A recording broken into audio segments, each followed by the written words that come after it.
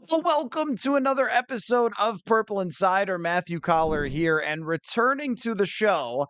I like to call him the Los Angeles version of me, except for he covers way more teams than I do. Ryan Dyrud of LA Football Network. You cover the collegiate side, which is going great in Los Angeles, as well as the national football side that is not going as well for you, Ryan, at the moment in your coverage. But I'm sure your coverage actually has been great, but the teams have not been so much. So, what's going on, man? I mean, it's been good Saturdays, not so great Sundays, but that's how it goes. You can't have all the teams doing well at the same time. Yeah, we'd hope. I mean, we'd love 4-0 every weekend, but we'll take 2-2 or 3-1 or whatever we can. So, but life is good, and it's an honor to be called the LA Matthew Caller. So, thanks as always for having me on. Yeah, except for you just have a lot more that you somehow handle, which is crazy to me because one NFL team keeps me running all the time, and you guys do a tremendous, tremendous job in covering Los Angeles football. But I brought you on because I want to blame some people. Let's point some fingers. I mean, it's the middle of the week. We got a few days before this game of Vikings and Chargers. Let's tell some people that it's their fault. So who do you want to start with for the Chargers? Whose fault is it anyway that the Los Angeles Chargers are 0-2? And this is coming off of a disappointing end to last season, everything else. I mean, it's been a while since Chargers fans have had anything to be excited about. Who you pointing the finger at? Well, I mean, there's a lot of blame that can go around. I'm probably different than most, whereas I like to scale back a little bit and look at all the different intricacies instead of pointing like this is the one issue, just because I think there are a lot of different things going on. I mean, when you have the talent that they have and the quarterback they have and the offensive coordinator they have and the supposed defensive mastermind that they have, it's like it's got to be more than just one person's fault. But if we want to do blame pie, I mean, we can start at the top. We can start with Brandon Staley. Love to get your thoughts on it. Seeing from afar, I know he's kind of the punching bag of the NFL right now, and kind of rightfully so. You sign up for that when you take a head coaching job, and you get all the firepower you have that he has, and you still come up short. And what's frustrating for fans, Matthew, is he came in. This is now his third year with the team. And his biggest thing, and I think we've talked about this before, was really changing the culture. They were going to be this team that didn't lose those close games anymore. They didn't charger themselves out of games. They were going to change that, flip the narrative on that. And here we are, year three, and it's kind of the same old song and dance of, charging, if you will. Obviously, we know about the Jacksonville game. We don't need to get into that in the playoffs of giving up the 27-point lead, but now having all this offseason to really solidify the defense. You give up whatever it was, 36 points in week one, which Miami obviously is one of the top offenses in the NFL, but toe for toe, you should be able to contain somewhat of what they were able to do. And they weren't able to stop a nosebleed. And then against the Titans, who I think have a good run game, but I wouldn't say Ryan Tannehill is a 21 out of 24 type quarterback. I mean, he's more efficient maybe than others, but not 21 to 24, and they couldn't do anything to slow him down either. The pass rush finally got going, but when it mattered most at the end of the game, they weren't able to stop. So, it's Staley's in a tough spot. We knew going into this year it was going to be a make or break season for him. I said I think it was a divisional round or bust, whether he would be back, what playoffs wouldn't be enough. And now that seed is just getting hotter and hotter, starting 0-3 and going against a very hungry Vikings team who is 0-2 also. So, one of these teams is going to be 0-3 and probably not deservedly so in terms of just the talent they have.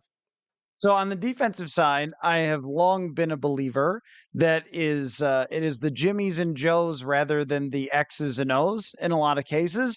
But I look at the Jimmies and Joes on the side of the Chargers, and there's a lot of good football players. And then when I look at the numbers, they are barely pressuring opposing quarterbacks. They're giving up tons of explosive plays. And then when I go back and look, okay, what was happening here? There's receivers open. There's 70-yard throws from Ryan Tannehill. There seems to be coverage busts at times.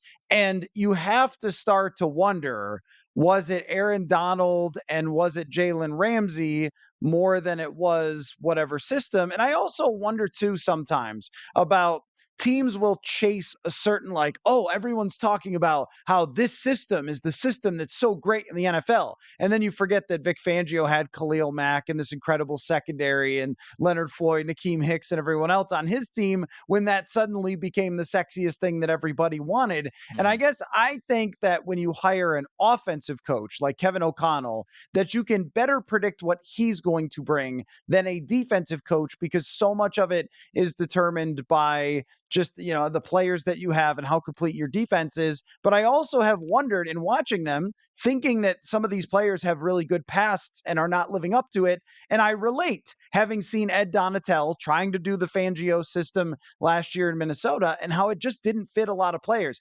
I feel like that system requires the perfect type of fit players that maybe it's just not being designed to the actual player's talents, and it's more of just play my system. You know better than me, though. Is that something? Do I have something there?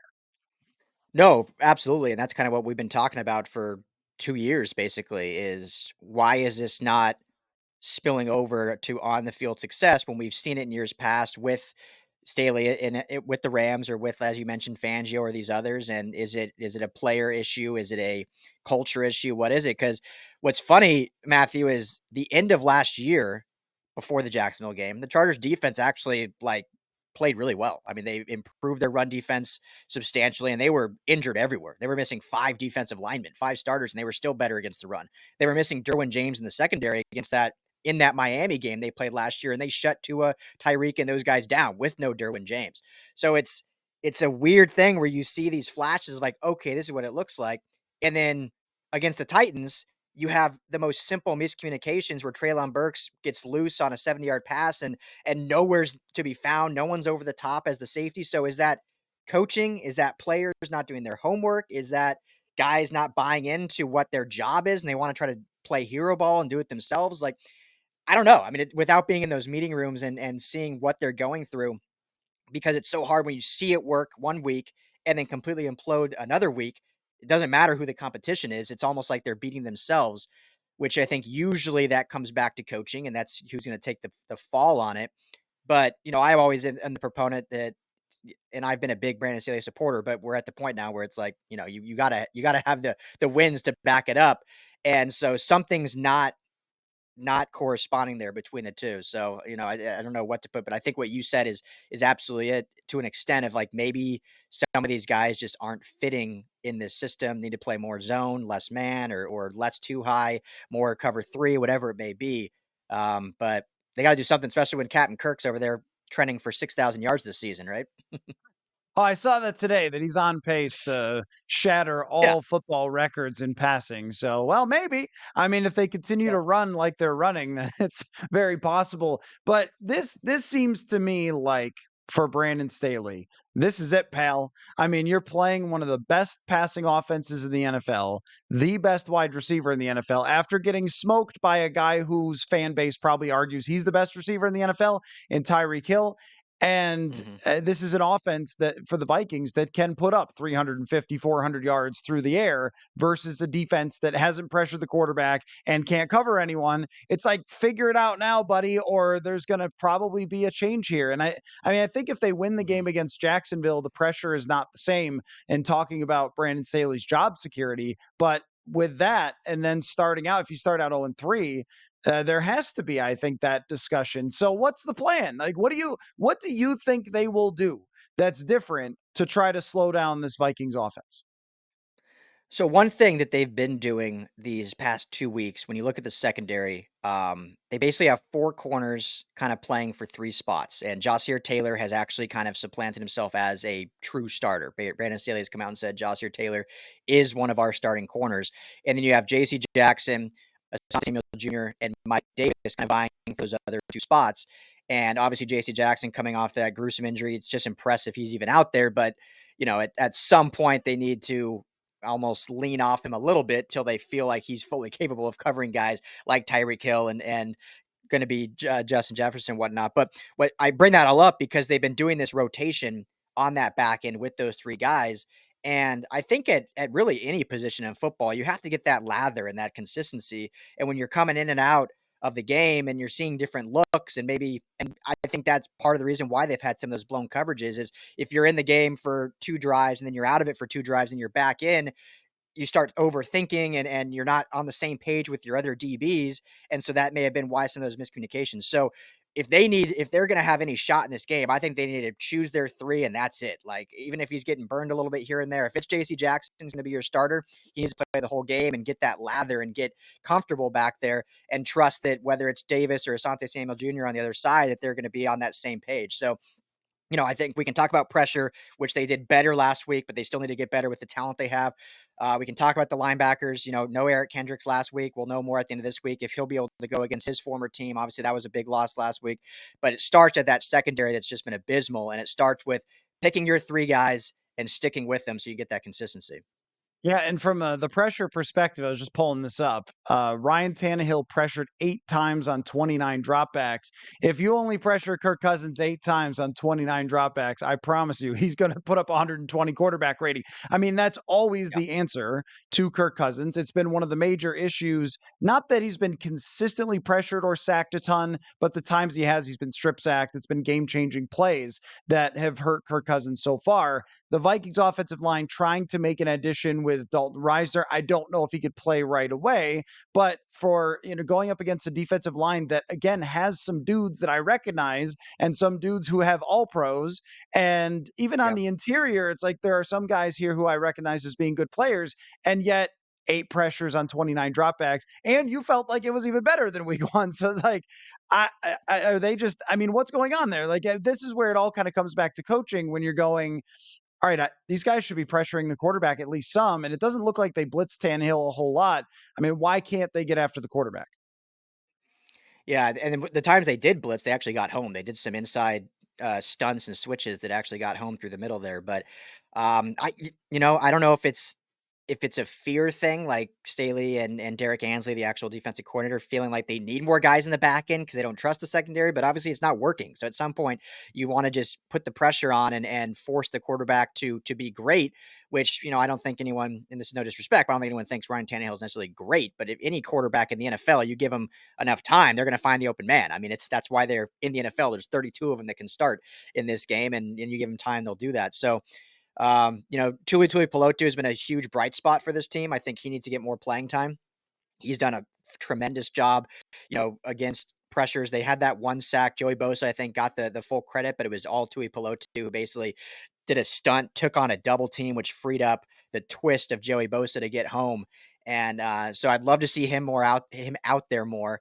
And then, but honestly, Khalil Mack's been kind of just a disappearing act. And I don't know if that means we're going to see Joey Bosa and Tui Pelotu more on opposite ends. They've been kind of lining up where Tui Pelotu has been inside of Joey Bosa, kind of as a 3 tech, and they've been doing different fun stunts with, like I just mentioned. I think that's worked well. But if you're not getting anything from the other side from one of your All Pro guys in Khalil Mack, maybe you switch it up and have him more in a rotation. So I think they need to do more of these stunts, more of these kind of backer blitzes that we've seen every now and then. They used to do a lot with Drew Tranquil last year. I think the hope was to do that with Eric Kendricks a little bit this year, but obviously missing last week, they weren't able to.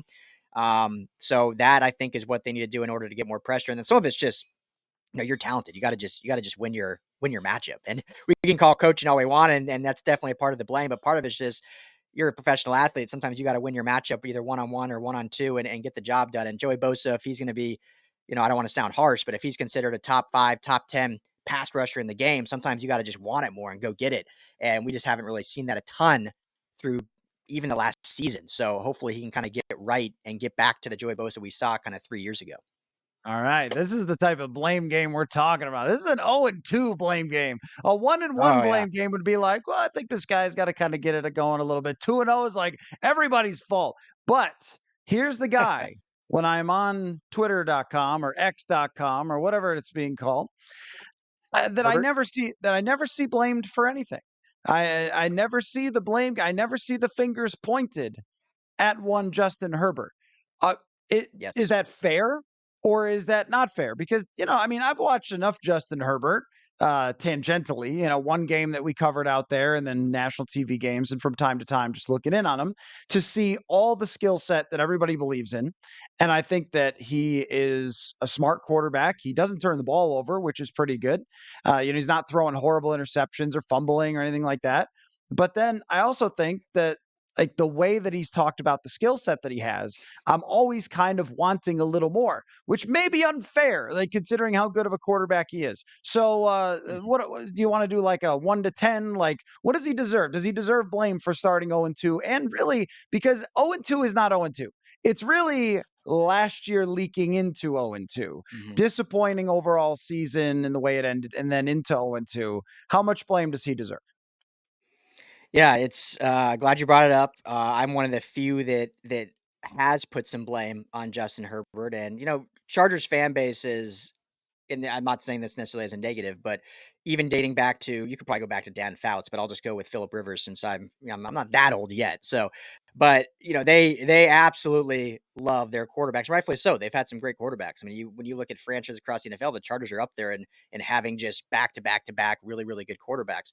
But it gets to a point where it's like they can do no wrong and they see no fault of anything. And especially when you look at the stats, you can say, okay, well, no interceptions. He's had all these, 300 yards, 200 yards, as you alluded to. But when you really break it down, there's absolutely stuff that Herbert has either missed, some checkdowns that he's done, some audible calls at the line of scrimmage that he's called that have not worked out. And then obviously we can get into the clutch performance part. But I was on a Twitter or X space a few nights ago, Matthew, and I love Kirk Cousins more than most, maybe even more than you. I don't know. I just think he's an overall good. He's not great, but he's a good quarterback. But I pose this question in this space. I'm like, at this point in his career, is Justin Herbert closer to Patrick Mahomes or is he closer to Kirk Cousins, where he just puts up phenomenal numbers? Obviously, I think he's got more physical tools and arm talent, but Kirk Cousins led the league last year in this quote unquote fourth quarter comebacks, and Justin Herbert, everyone brings up, I think it's 14 fourth quarter comebacks, but what that stat doesn't show you, and that's great. I'm not taking anything away from that, but what that stat doesn't show you is when in the fourth quarter that happened. And when we get down to those final 2 minutes, those final 4 minutes, when it's like, okay, the ball is in your best player's hands, go win the game. At least in the last three instances we've had, and you could go back to 4 or 5 of last year too, he wasn't able to get that done. I mean, in week one against Miami, had the ball back with a minute 50 with two timeouts. All they needed was a field goal to win. Couldn't get a first down. Last week, yeah, the defense gave up that touchdown, but had the ball 4 times at the end of the game and in overtime, got one field goal, three punts. And so those are those instances where I hate coming down on him, and I love Justin Herbert. I think he has the ability to be top three, but you can't call him top three yet when in those moments with Pat Mahomes, okay, Casey's going to march down the field and get some points. Like Tom Brady back in the day, if he had more than 30 seconds, probably going to get points out of this. We don't know though, Justin Herbert yet. Every time there's in those instances, like, are we going to go down there, or is this going to be not a failed thing, and then we all blame the defense because he shouldn't have to score 30 points? Like, I get that, but you're making $50 million a year. You're touted as a top three quarterback. You're making $50 million to win those big game moments.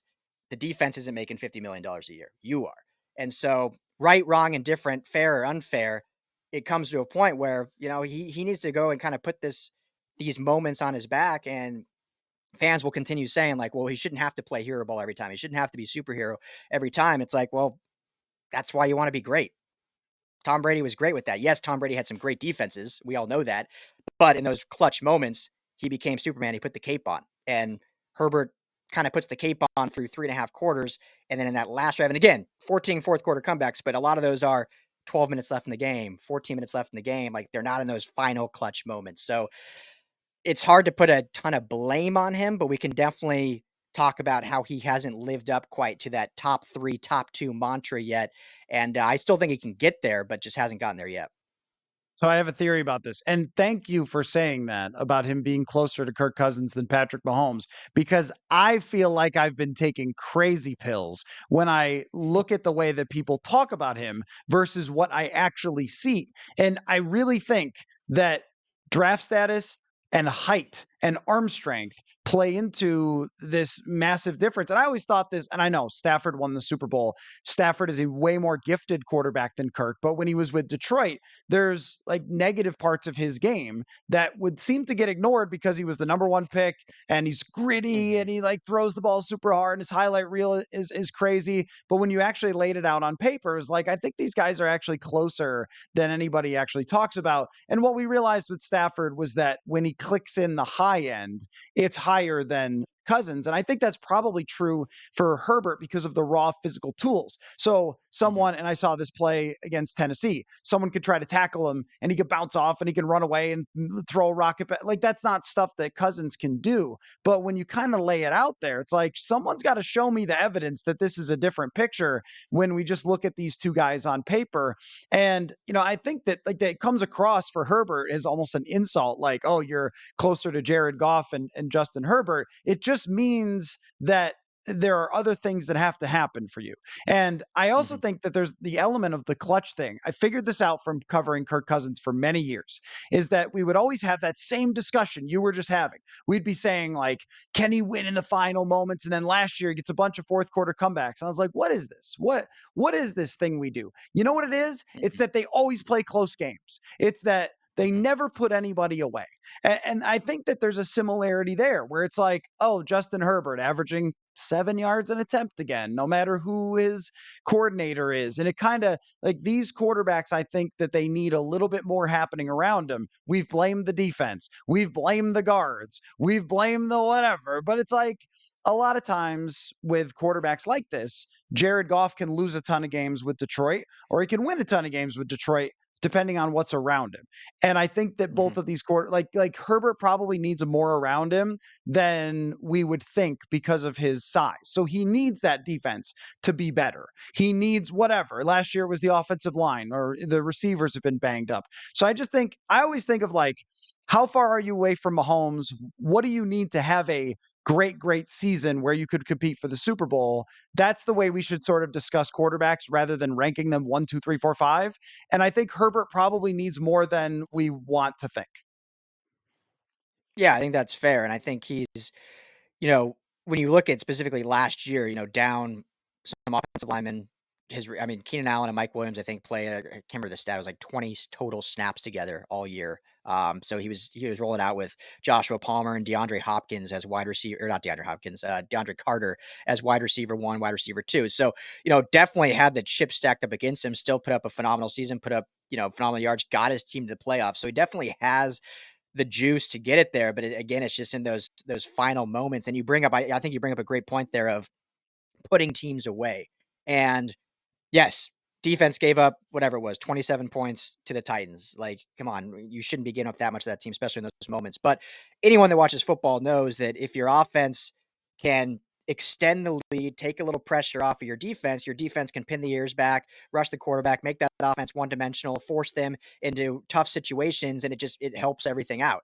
And throughout Herbert's career, the offense hasn't been able to do that. I mean, the similarities, we always talk about this, Matthew, on these shows, between the LA teams and Minnesota is so ironic. And you could even include the Rams in there. And obviously the connection with O'Connell is there too. But it's like they're in so many similar situations where every game's coming down to that last possession. And for Herbert to make that next step, it's winning that last possession, but also putting the game away in the third quarter. Like, they had an opportunity to go up in the second half more. They were up, 14-10 or whatever it was at halftime.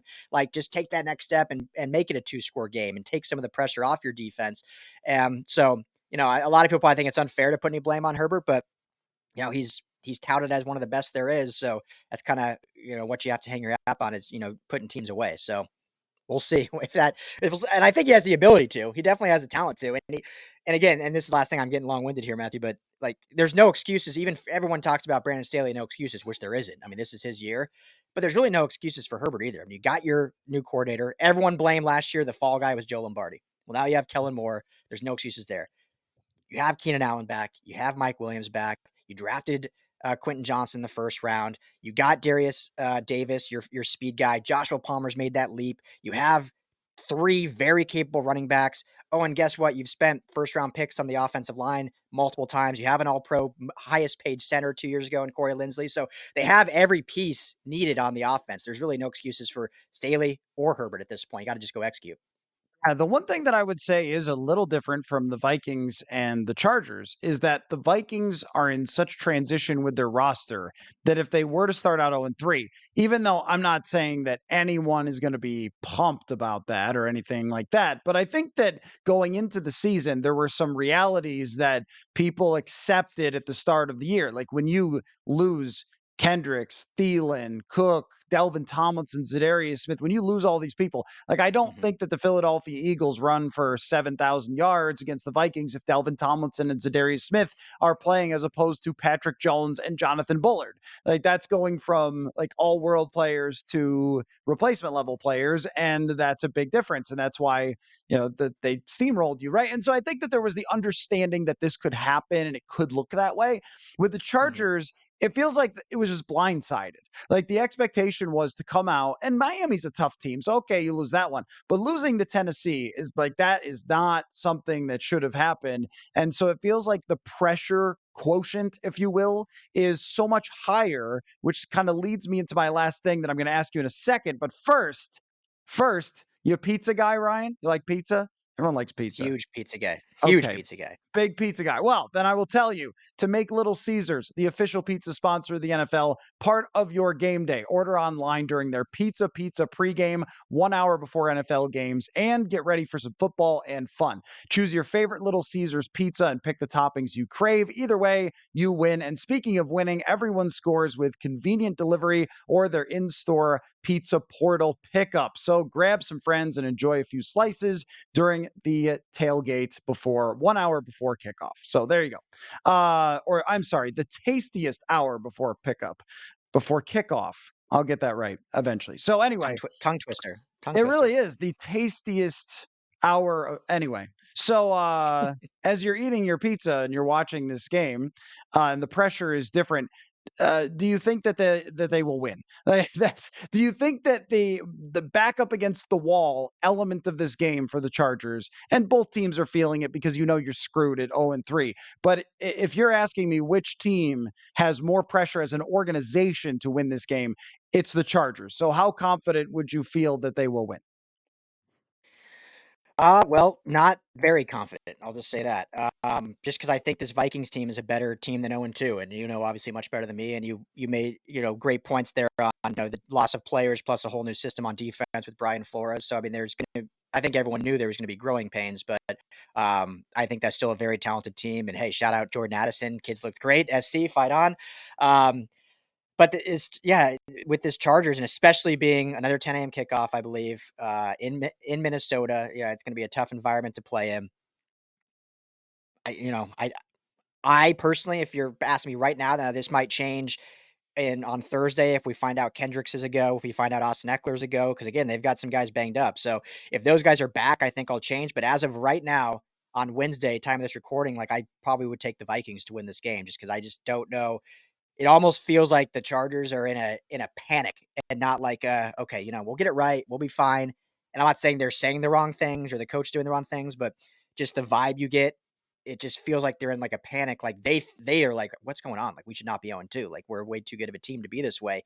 And you start panicking, and guys like mentioned earlier, are they going to play hero ball? Are they going to stick to what they're supposed to do? So I don't know. Right now, I feel like the Vikings have the upper hand in this one. Oh, I've seen it before, my friend. I've seen panicking coaches knowing that they are on the hot seat, and it's not a pretty sight. I tend to agree with you that the Vikings' passing game is just so good, and if the Chargers can't pressure at all, I mean, you're just toast. No matter how good the offense is, Justin Jefferson is not stoppable. The only thing is, there's a little bit of a swing player for me, and that's Christian Darrisaw, left tackle. If he Mhm. is healthy, then I think the Vikings can win. If he's not, I mean, Khalil, even a washed version of Khalil Mack is going to face off pretty well with David Quessenberry, who is the third string tackle who would have to play left tackle if Christian Darrisaw can't go. So that's something to certainly keep an eye on as we talk about injuries and matchups and things like that. So, but hey, why don't we end on this note then, since it's a little bit rough on the Chargers and Rams. Maybe they're okay, but you mentioned Jordan Addison. You came on the show when he was drafted to give us kind of a breakdown of Jordan Addison. And if I recall, you were very, very impressed with him and, expected him to become very good right away. Well, breaking news. Good right away. In fact, it's like third day of camp. We're like, I think he's pretty good. Yeah, he's pretty good. Yeah, he's making catches that you just don't see. Uh, I assume that you're not surprised to see Addison succeeding right away. No, not at all. I love it. I never want to be one of those guys like pat myself on the back, but I can't remember if it was on your show or another, but I believe I said that don't let the 40 time fool you because this guy can run by guys. Like, I think the 40 time is so overblown. People see that time like, oh, this guy's not fast. This guy can't be a burner. What has he had? Like two 60+ yard touchdowns already in 2 games. So, I mean, he did that his whole career in Pittsburgh. He did it his one season at SC. He's got field start, he's got field speed and can run by guys. Obviously, you guys know about how his routes are, his catching ability. He plays bigger than maybe his body size is. So, yeah, not surprised. And I knew he fits so well in that system. So, I'm happy to see him, going good. I hope he can get more than, 3 to 4 receptions a game starting soon, but hopefully not this week against the Chargers because that would be a bad thing for the Bolts. Don't be surprised. Yeah, you gave him a few Yeah, extra yards on that first touchdown. It was more like 39, but still an impressive touchdown. very good. I was really blown away when I watched it on tape. You could see like the upper view, and he was running a post route, but he gave this ever so slight little kind of tweak to the outside, and the defender assumed that he was running a corner route. And just took that one step and then he blew by him. It's like, that's the stuff. That little Hmm. shoulder turn at the top of a route, that little one step, that little move that makes him very, very tough to cover. So I think it is going to be a long day for the Chargers secondary. May come down to something as silly as who doinks a field goal, who returns a missed kick for touchdown, which did happen once. Maybe Austin Yeah. Eckler breaks Adrian Peterson's rushing record. Anything can happen when these two teams play. But Yeah. dude, you're the best. Can I Anytime ask there's you one any. thing? Oh yeah, sure. Go ahead. Go ahead. What wanna ask you one thing, 'cause I haven't really seen this storyline brought up at all. Maybe you guys have already, but, um, the 2 we talked a lot about Brandon Staley, but these 2 coaches were both given their first coordinator positions together in 2020. Kevin O'Connell became the Rams OC, or I guess he was, in Washington before, but gave the first, like, bigger role, and then, Brandon Staley gave him the defensive coordinator position, in 2020. So it'd be interesting to see they coached together that one season, if there's any, you know, uh stuff, little idiosyncrasies maybe they know about each other or whatnot. So I think that's just a fun storyline that they both kind of got their first gigs together, and now they're both head coaches. I think facing off against each other for the first time. Yeah, and my understanding is that they're tight. Like they're really good friends. So I don't Yeah. know how that plays into it, or if it does or it doesn't. Hey, they were But they both sat at the same table at McVay's wedding, so that tells you all I need to know. oh, wow. Okay. I think advantage offense when it comes to that, like understanding how the defensive system works, because there's a lot more things you can change on offense than there's defense in Hmm. 1 week. And the Vikings had extra time coming off Thursday night football, so they got the mini bye. Yeah, I think if the Vikings don't win this game, they're gonna be like, okay, they're probably just bad. Like, I don't know. I mean, they like I respect the Chargers roster, but if you can't win this at home with the extra time and the desperation and a defensive mind that you should know inside and out. Like, I don't know, maybe it's just not meant to be. So, anyway, LA Football Network, you do a tremendous job. Ryan Dyrud, which is Dyrud. LAFB on Twitter. You're a great follow on there. And I'm glad we could get together, man. I will use any excuse. If there's any connection with LA and the Vikings, I'm reaching out to you. Love having you on the show, man. And we'll find a reason to do it again soon. Thanks for coming on. Absolutely. Thank you so much as always. Appreciate you. Great work as always. And yeah, we'll talk soon. All right, we welcome back into the show Eric Smith, formerly of Vikings.com, now of Chargers.com. So this is the Eric Smith matchup. And I made a joke to Jeremiah Searles earlier, Eric, that he needs one of those jerseys because he played for both teams that is like half Vikings, half Chargers. So I guess it's not really that way for you because you're working for the Chargers now, but senior writer at Chargers.com. I am very happy for you, and I'm very excited to see you back in Minnesota this week. How's it going, man? How is LA? It's great. It's great. Yeah, it's great to see you. I appreciate you having me on the pod. I miss coming on the pod more often. Um, yeah, definitely won't be wearing a split jersey. Maybe a split tie. I can pull that off. But no, I'll be rocking a powder blue tie for sure on Sunday. Things are good. Things are good. In my personal life, I can say that. I mean, I got a wife, I got a daughter. We're happy to be home here in California. Professionally, I mean, 0-2, it's tough. It's tough right now. The Chargers had high hopes coming into the year, and I don't think anyone expected the team to be 0-2 right now. And with the Vikings 0-2 as well, I mean, it's getting pretty desperate around here. It most certainly is. This one feels like two teams with the seasons on the line, but neither one of us, now you and I, a key part of our friendship over the years is draft simulations, but we don't want them to start now. No. We want to cover football games now and not be looking for the draft. And I guess whichever team falls short in this game might have to start taking a peek toward next year. But what I want to talk about with you, Eric, is first some LA Minnesota things, and then we could talk about the game. But the matchups of this game, I think, are very, very interesting. But I did want to start out by asking, since you've lived in both, the biggest difference for you between living in Los Angeles and living in Minnesota. What is Oh, easy. The traffic. It is, man, it is a grind just to get to work.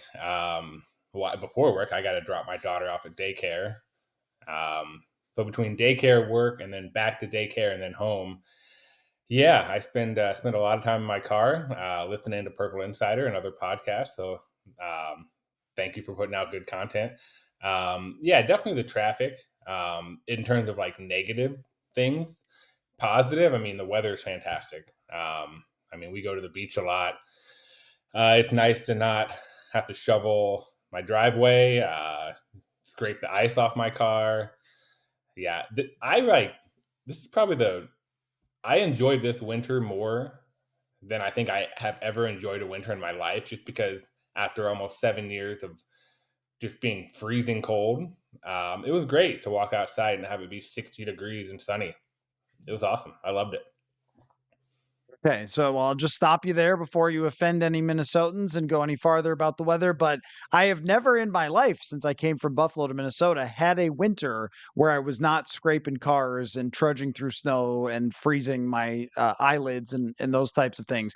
But I would trade that for the traffic. There's also just both the Twin Cities and Los Angeles because I have family out there as well. So much to do in both places, and both of these organizations have some similar backgrounds with their football and things that have gone right and wrong for them. So, but let's dive into the matchups here because I'm very intrigued by the Los Angeles Chargers offense. They have lots of points despite losing these two games, and I'm really curious about just the dynamic with Justin Herbert and his weapons because I am so impressed with Keenan Allen. I mean, this is a guy who's been a borderline or maybe over the line elite wide receiver for many years. He's just tremendous at getting open, great hands, really a tougher matchup than I feel like he ever gets credit for. And now Quentin Johnston is fitting into this. So, what are the Vikings looking at in the secondary? Because I think it's very clear Herbert is going to throw the ball a lot with the weapons, not just Keenan Allen. Yeah, I was really always intrigued by Keenan from afar and watching him, and I agree that he's always sort of been underrated. You like look at his stats at the end of every year, and he's like top five, top 10, right? And he always gets mentioned in like the top route runners in the league. Being able to see him up close has been awesome, really, to see. Just like how hard he works, and even now, like he's on the other side of 30 and he's just still balling out. Like he's really good. He's probably been the Chargers' top receiver so far through two games. Um, and the passing offense overall has been, I would say, good-ish to, but not great. I think they're still trying to find that rhythm a little bit. And sometimes with that, I wonder, like, if you just look at it on paper with Herbert and Keenan and Mike Williams and Josh Palmer and Quentin, like you mentioned, it seemed like, man, they should be throwing for 400 yards every game and 4 touchdowns. That's just like the expectation I think that people have. But with Kellen Moore coming in, he's really put an emphasis on trying to establish the run, because that is an area that was not very good last year for the Chargers at all. So in week one, the Chargers ran for 234 yards, and the passing game was just, so it was okay. I mean, they hit a couple of explosive plays, but it didn't get, they didn't light it up like people expect them to do every single week. It was better, I think, against the Titans, because the Titans obviously have a really good run defense. But I think they're still missing that one little thing, and just trying to put it all together. And it's only week 3. We still got a long way to go. These guys did not play in the preseason. And while they played in camp, um, there's, you and I both know there's just something different about live NFL game action. So it's been good, not great. But I think they're going to need for it to be great at some point. Given how the first 2 games have gone, they're going to need to keep scoring points and try to find a way to get some wins. Yeah, I mean, this is, I think, one of the best matchups. I don't know about of the week. I haven't looked at every game on the schedule, but as far as coaches go, Kellen Moore versus Brian Flores. I mean, these are two very, very, very highly regarded coordinators.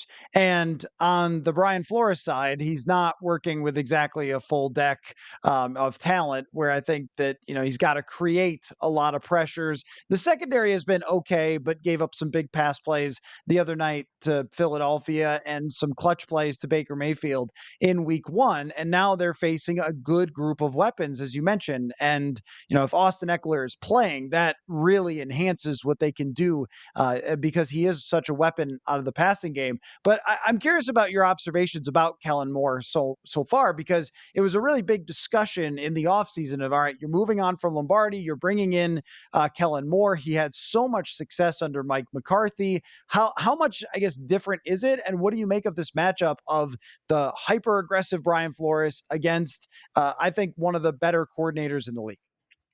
Yeah, I think Kellen has been great. And if you look at the numbers, while the Chargers don't have a win, their offense has been pretty good through 2 games. We scored 34 against Miami. We scored 24 against Tennessee. So they're averaging, 30 points a game. Like, it's been good. And Kellen, I think, is a really bright mind. He's shown some like creative stuff, kind of using guys in different ways, try to get playmakers the ball. Um, and he's been pushing the ball down the field more. While I say, like, the passing offense hasn't like clicked 100% yet, it has shown signs of life in terms of like downfield attack that we didn't see a lot last year. So that part has been good. And I think over the course of the season, the Chargers offense is going to be fine, because I think Kellen is a great coach. He's a good guy. First of all, like, it's good to chat with him in the hallway and all that. But like, I think he's just a really good offensive mind. Like you mentioned, his Dallas offenses were always creative and potent. Um, but yeah, it'll be interesting to see how they handle the aggressive attack from Flores. And one thing I think I'm going to be looking for is, against Tennessee, the Chargers kind of struggled with that interior pass rush with Jeffrey Simmons and those guys up there. And so if the Vikings decide to bring that pressure up the middle, how do the Chargers respond? Because that was something that they didn't handle the greatest on Sunday in Nashville. So, there's lots of storylines and stuff we can get into, but that's just one I think off the top of my head, like the interior pressure, how the Chargers respond to that, because they got to be better than they were in week 2.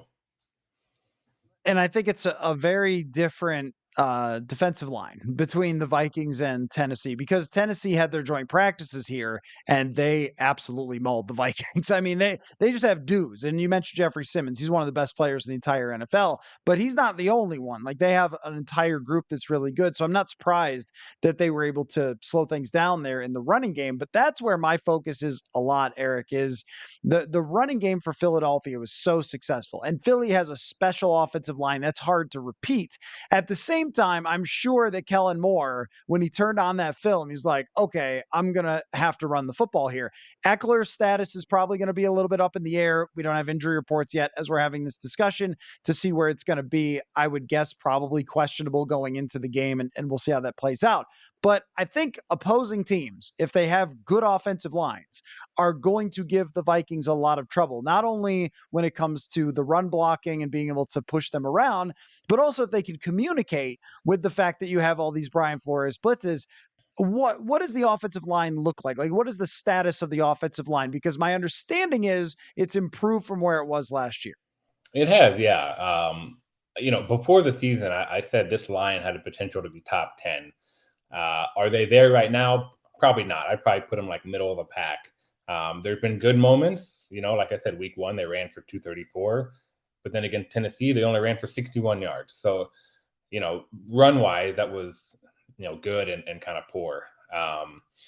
And the pass protection was fairly good against Miami, but then it wasn't as good against Tennessee. So they kind of had a little bit of an up and down start to the season.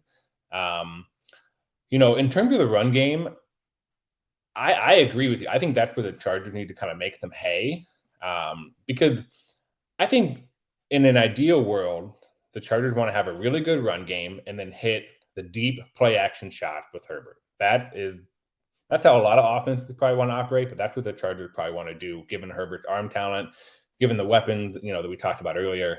But they got to be able to establish the run in order to do that.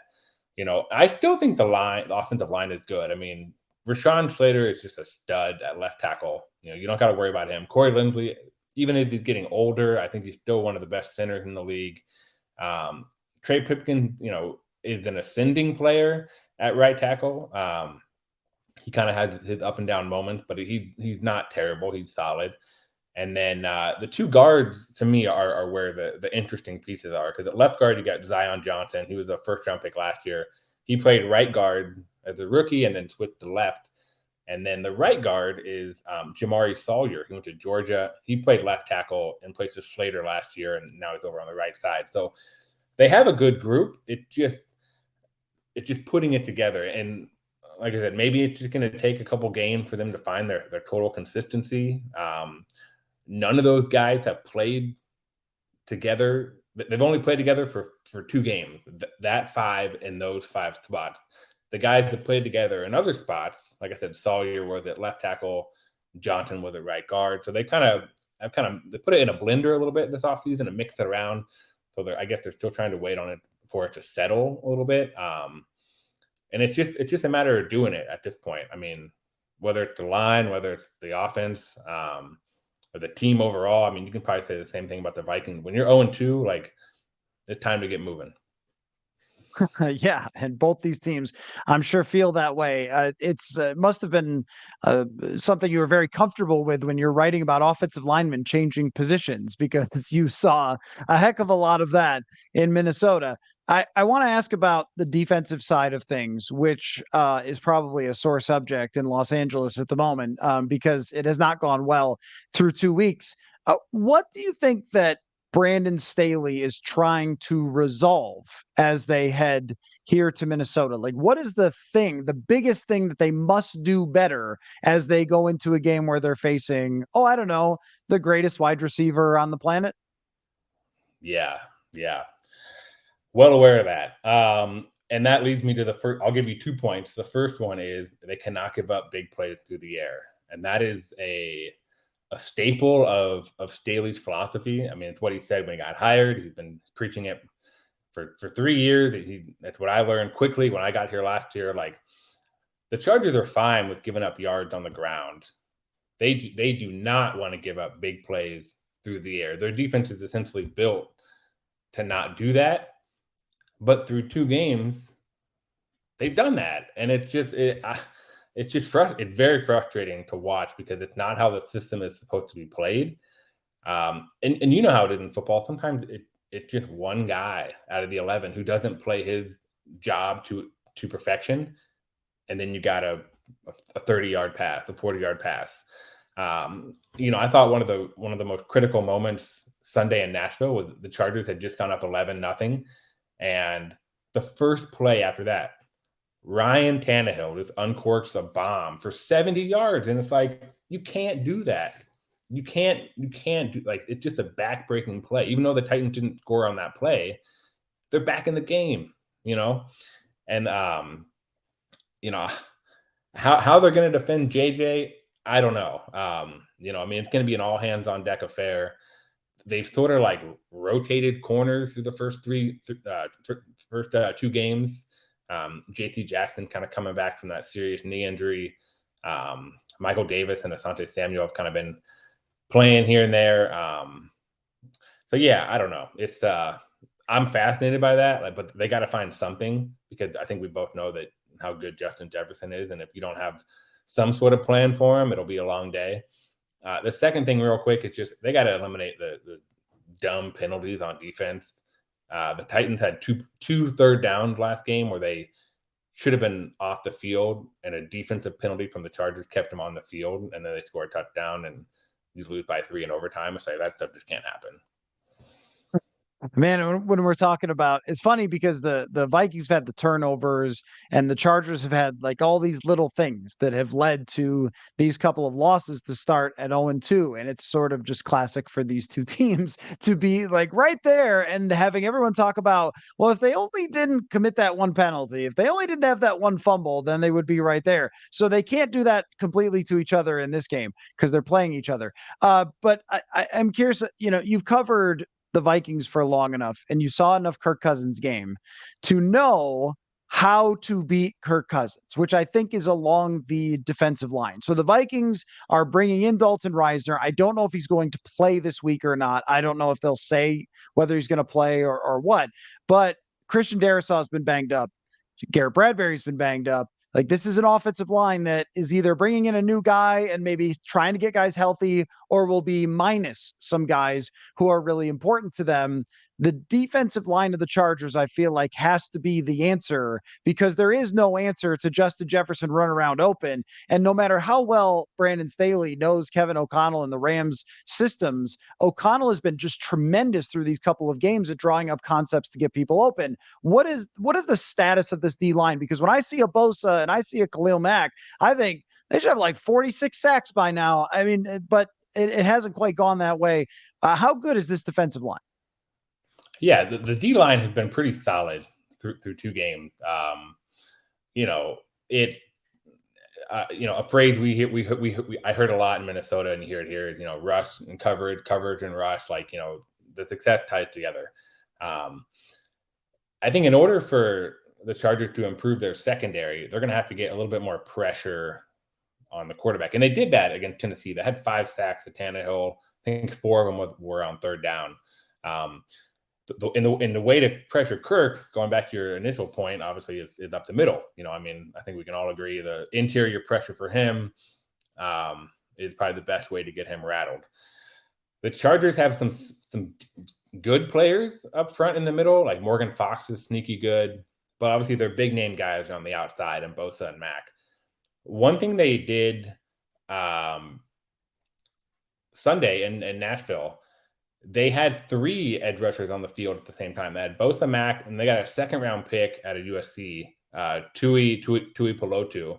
And they kind of lined all 3 guys up, and one guy kind of rushed from the middle. Like, they kind of mixed them up all over. So I think that's the way to do it. I think you've got to just kind of be creative and find ways to get pressure on Kirk, even if it's having all 3 of those guys on the field at the same time. But yeah, because if you don't pressure Kirk, I mean, we've seen it time and time again. He'll sit back there and pick you apart. Tui Pelotu was on plenty of draft sims that I referenced earlier, but I was taking him in the 3rd round all the time. He didn't end up getting to the Vikings, but he had really good numbers at USC, and that could be a problem. So last thing for you, I know that you're writing a piece, and I don't want you to give away the entire thing because I'm sure it's going to be good, about Brandon Staley, Kevin O'Connell. These guys know each other incredibly well. What did you find about their relationship? Because I mean, it's interesting when 2 guys have such a connection like they do, having worked in Los Angeles for Sean McVay and then have to go up against each other. Yeah, I got a feature coming out on Chargers.com on Thursday. I've been working on it for months. To be frank, it's sort of a bummer that the teams are 0-2, it kind of takes away some of the shine. But I sat down with Staley and O'Connell at owners meetings all the way back in March in Arizona. Sat down with them together for 15 minutes. Just had a great chat. Got an inside look at the year they spent together with the Rams. How their friendship has continued to now, what they expect Sunday in Minneapolis. With the emotions and all that of kind of going up against one of your good friends. It's a really good story. I'm looking forward to it. I think it turned out well, even with the 0-2 circumstances. And I think one thing that O'Connell said that really stuck out to me was that, I asked him about the emotions of going up against Staley, and he said, I kind of had this a little bit last year when he went up against Bill Belichick. He said his quote was that he thinks it's going to be 10 times more intense just because of the friendship he has with Staley. So, yeah, I think, given the fact that O'Connell is a great offensive mind and Staley calls defensive plays, like it should be a great chess match. One that I was looking forward to a lot, even when the schedule came out, I think we all kind of circled this game as being a fun one. And like I said, given the fact that both teams are 0-2 now, there's almost an extra added weight of importance, desperation. No one wants to go to 0-3, 1-2 and 0-3, it's just completely different. So yeah, it's on Sunday. No, I think this matchup is really interesting because even if the Chargers defense hasn't been great so far, you are talking about someone with such intimate knowledge of everything that Kevin O'Connell has done throughout his career, where his influences are, what he might do. And then the same goes for the other side with O'Connell understanding what beats certain things that Staley wants to do. So will it be a game where Staley goes tendency breakers? Does he play, more aggressive? Does he blitz more? Does he change coverages more? This will be one to really study closely with these two guys. Well, I miss you along the sidelines when we're taking attendance or a training camp that we always talked a lot of ball during those times. I'm super happy for you. You're a dad now. You're living your life out there. Senior writer. You didn't have that title here, so I'm very, very happy for you, Eric. And I'm excited to see you on Sunday. And I appreciate you coming on for this preview, man. Thanks a lot. No, Matt, I appreciate you having me on. I will say, even though I bagged on the weather earlier, I will say I love my time in Minnesota. I miss you and the rest of the beat.